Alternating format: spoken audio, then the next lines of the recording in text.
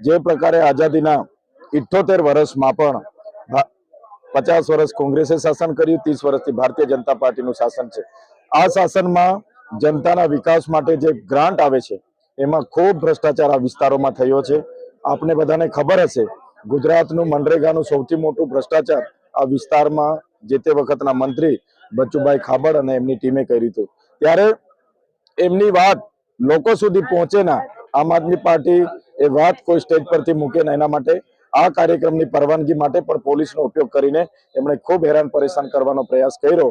છતાં પણ જમીન માલિક અને અહીંના અમારા મિતેશભાઈ મહેપાલસિંહ અને અહીંના અમારા જેડીભાઈ એમના પ્રયાસોથી આ કાર્યક્રમ ખૂબ સફળ થયો છે અને અમે ચોક્કસ વિશ્વાસ આપીએ છીએ જનતા આ વખતે ખૂબ આક્રોશમાં છે અને આ વિસ્તારમાં પરિવર્તન આવવાનું છે। આમ આદમી પાર્ટીના જિલ્લાના અને તાલુકા સીટના તમામ ઉમેદવારો જીતવાના છે અને આવનારા દિવસોમાં તાલુકા પંચાયત હોય કે અમારી દાહોદ જિલ્લા પંચાયત હોય, આમ આદમી પાર્ટી પૂર્ણ બહુમતી રીતે સ્વતંત્ર પોતાના પ્રમુખ અને બોડી બનાવશે એવો અમને જનતા પર પૂરેપૂરો વિશ્વાસ છે।